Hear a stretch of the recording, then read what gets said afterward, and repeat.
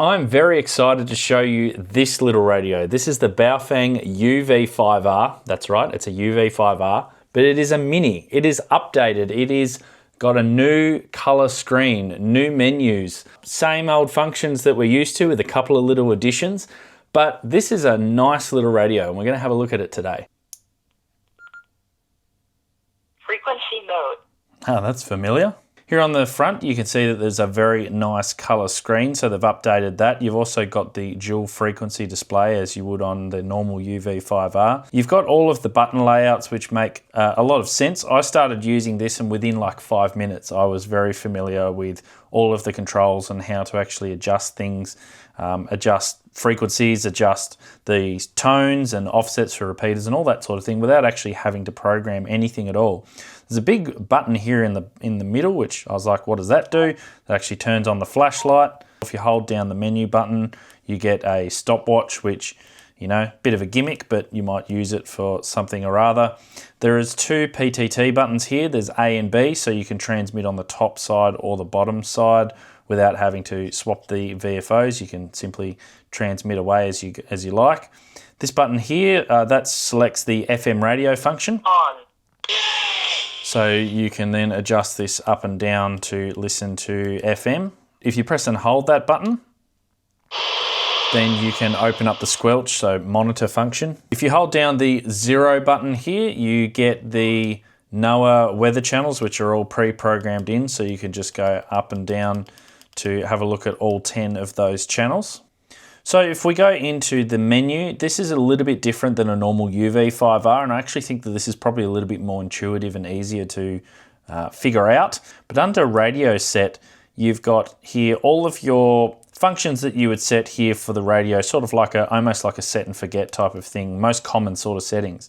So if you go in here, you've got your steps, you've got squelch levels, so you can select that up and down as you desire.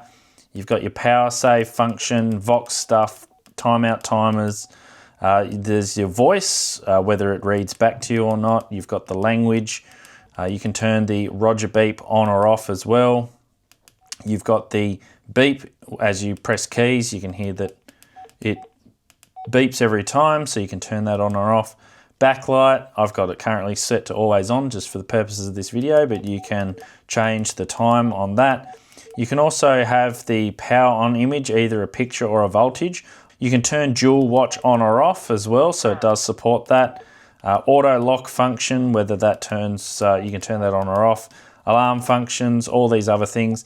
DTMF ST, so by default mine was turned to off. When I tried to send DTMF tones, I couldn't hear anything coming back through the radio, so I had to set it to DT-ST. Moving down to the program channel menu, this is where you can set things like frequency, so you can adjust this directly in here. Transmit power, high or low, and I believe that it is 5 watts on high power, 2 watts on low power, but we'll test that a little bit later here in the video. You've got the bandwidth, so you can select if it's wide or narrow. Receive CT CSS tones. You've got the DCS tones. Transmit CT CSS or DCS tones. Encryption on or off. I don't know much about the encryption of this because we don't use it in amateur radio. Signaling, some of these other busy lockout, offsets and directions. So you can select your offset directly in here just by keying in exactly what you want your offset to be. So 600 kilohertz there for 2 meters. You got the direction, whether it's plus or minus, and some of your other channel memories as well. So it's really easy actually to set this up straight away and get it going so that you can operate straight away. Wireless CPS, if you have a look, you can scan the QR code here for the particular apps for Android or iOS. But to be honest, like here on iOS, it's getting a 1-star rating and it kind of looks a little bit cheap and nasty. I just get a Baofeng UV, Baofeng programming cable, the K connector cables like this. They connect in the side and then program this with Chirp and then you're good to go. That's the way that I would program it if you're not going to be programming it through the front panel. But if I want to program this, say, for my local repeater, I can do that very quickly. I can dial in that it's 146700 and then I can just go down to the program channel menu. I already got the frequency. I can go to the transmit CT/CSS. I'll scroll down to 141.3, hit the menu button, which is okay. I can then go down to my offset. My offset's 0.6, so I've already done that. I can go direction, and I can go that it's in the minus direction, and I'm good to go. That's literally all that I had to do to get this operating on my repeater. So it was very, very easy to work out. Now, if I want to save that, obviously I'm in VFO mode. I can go to menu. I can then go back into that program channel menu. I can scroll to channel memory, and this is where I've got all of my memory channels, and there are a lot of them. So if I just go, say, let's go channel 1 and save it, then I'm in VFO mode. I can just go straight to memory mode. We've gone to channel 6. If I scroll back to channel 1, there we go. I'm programmed in. I'm ready to go. So it really is quite simple and quite intuitive, and I really like that about this radio. So I bought this model here from AliExpress. Now, I'll put a link below in the description for the exact seller that I bought this from, and it worked out to be, I don't know, it was roughly about $30, I think, Australian. So it's around about $20 US. Very, very cheap. They're also popping up on Amazon, and they're also popping up on Radio Oddity as well. So I'll put a couple of links in there so you can purchase this from your favorite seller if you want to get hold of one of these. Now, as far as the accessories are concerned, there are a couple of things that it comes with.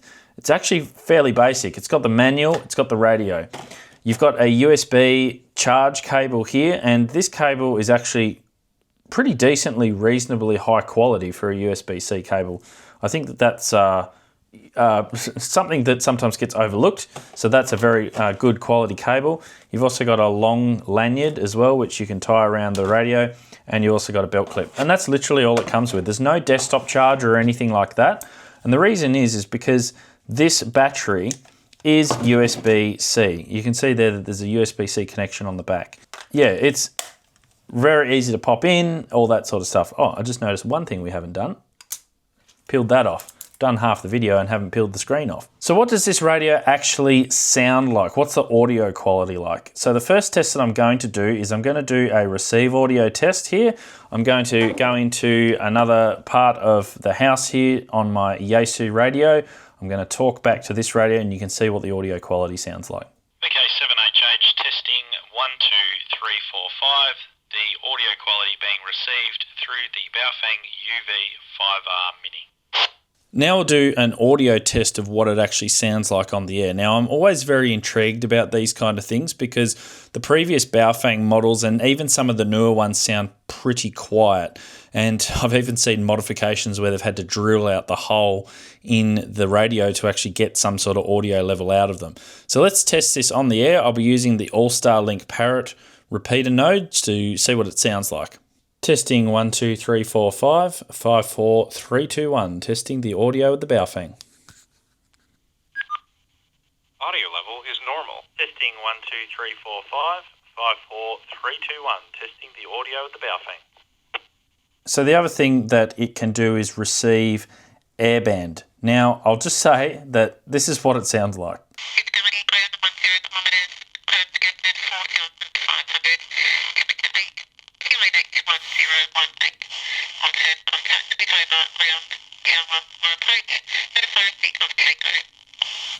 So I wouldn't rely on it for receiving AM reception or airband reception. It sounded a bit very compressed, very hard to listen to. I think that the problem is that I have quite a strong signal here and it seems to struggle on very strong signals. So yeah, I'd like to say that it is working on airband, but I'll say that it doesn't. It doesn't work very well at all. Now, the other thing is obviously it comes with this very short stubby antenna too, which has written on it 136 to 174 and 400 to 520. You're going to have limitations with this little stubby antenna. That is one problem with this radio, is that obviously you've got such a small antenna, you're going to have a bit of a compromise with this. So I think that you would be wise to invest in something like a Nagoya NA771 or a more decent antenna for your handheld radio. But that shouldn't be a deal breaker, because still for short distance communication it'll work pretty well. I can hit my repeater here, which is like 10 kilometers away or something like that. So it definitely works for that, but you will definitely find limitations with just this little antenna. Now, obviously my radio here that I've got is in lime green. You can get a variety of different colors as well. I just like the fact that this is quite bright. It's easy to see. Don't think it's got any waterproofing. That's the only thing. So don't go like throwing it in the water, but still, I mean, for the price of one, you could get a couple of them. And then if you lose one or you break one, you've got a spare one. But like, just look, I really like the feel of this radio in the hand. It's not too small, even though it's a mini, it just feels about right. And I think that it's probably a perfect size, at least for me, to be able to have in a go pack or have in the car as a spare radio. So another question is, what are the spurious emissions like on this radio? Because we know that Baofeng has had a bit of a bad rap in previous years with some of their models and them not being spectrally clean. So I'm going to hook up the Tiny SA here to do my regular spurious emissions testing. Now you can do your own here. I've got a Tiny SA Ultra. I'll put a link below if you want to get hold of one of these, plus an attenuator suitable to do these kind of tests on these little 5-watt handheld radios.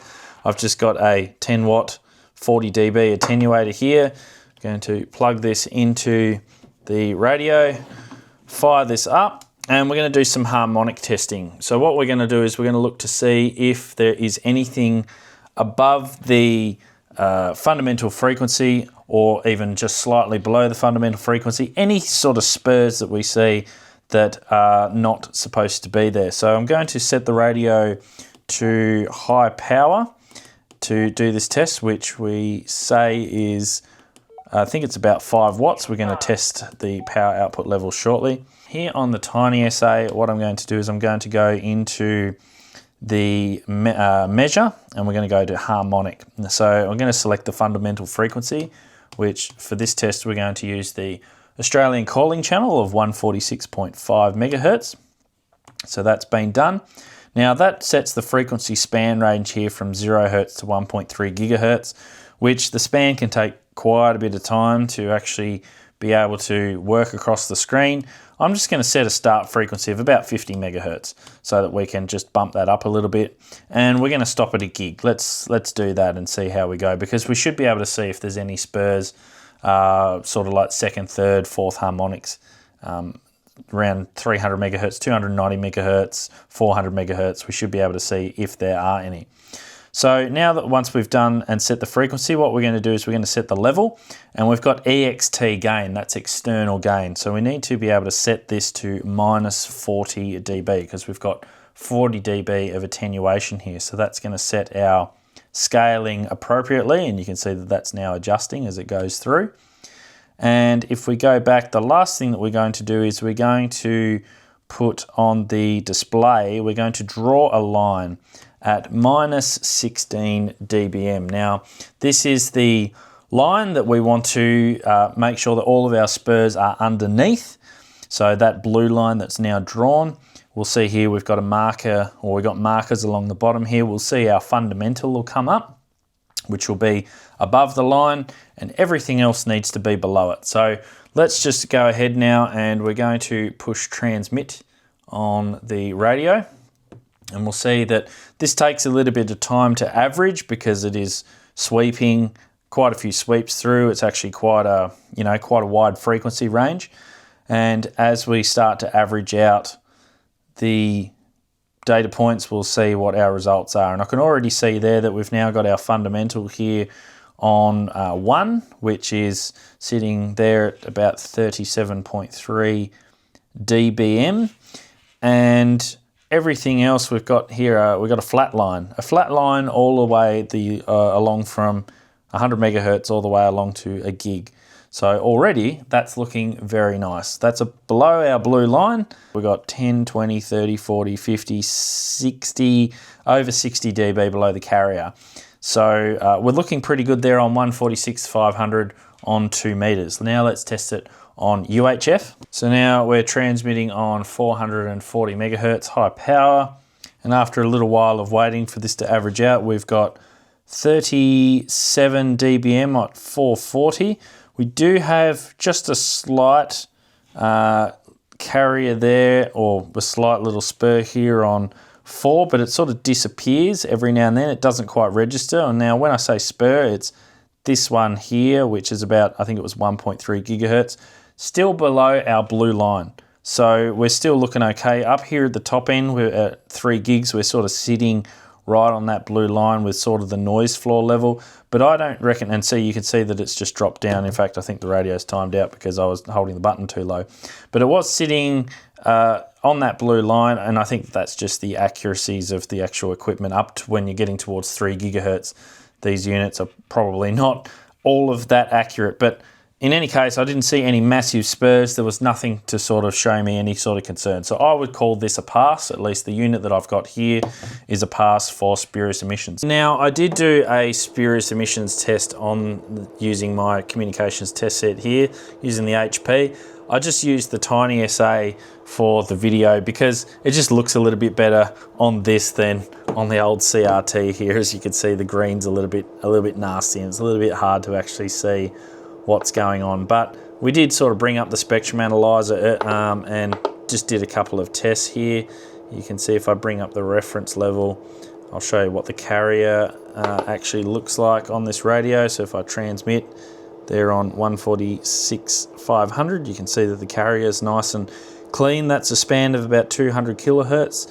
So 100 kilohertz up and down. I don't see any sort of nasty spurs. You can see that it's waving there. That's because I've got the CT-CSS tone turned on. CT-CSS tone from 91.5 to off. And then we transmit again. You'll see that that waving stops. So nice sort of clean carrier, which is good. If we now go to our transmit power level, you'll see the top left-hand corner there, that number. If we transmit on high power, we get 4.63 watts, and on low power it is 2.2 watts or so.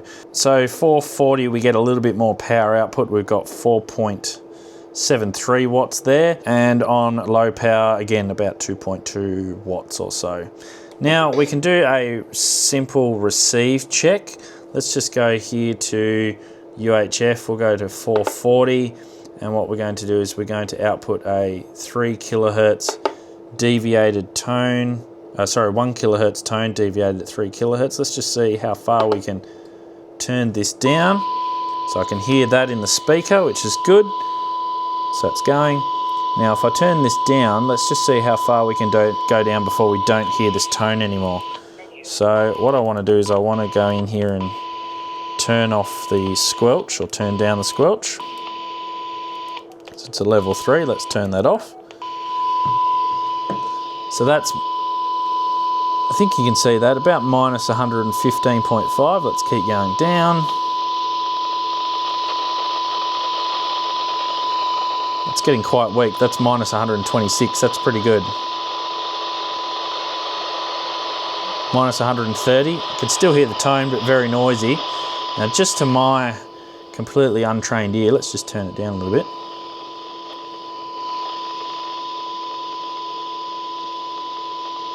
So to my untrained ear, I'm going to say that's about 12 dB cyanide, and minus 123. So that's working pretty well. Let's do the same test on 2 meters, and that sounds a little bit better. That's at minus 123. Let's turn it down a bit more.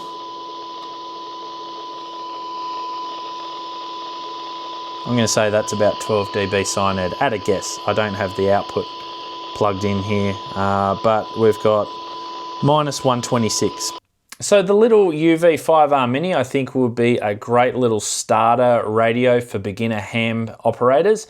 If you are a beginner ham radio operator and you're not sort of sure what you want to go down, what sort of path you want to take in the hobby, then I am doing a course called Ham Radio in 30 Days, Zero to Hero. There is currently a wait list. I am midway through creating that course. If you want to jump on the wait list, then there is a link in the description below to join. The Baofeng UV-5R Mini though, for now, if you want to get hold of one of these, then there is a link in the description too alongside that. And please give this video a like and subscribe to it if it was informative. I'm on a journey to try and get to 100,000 subscribers on this channel by the end of the year, so hopefully I'll be able to make it there. And I do videos on radios like this all the time, handheld radios. I've done a full playlist. If you want to see those videos, then there is a playlist right here on the screen that you can check out right now.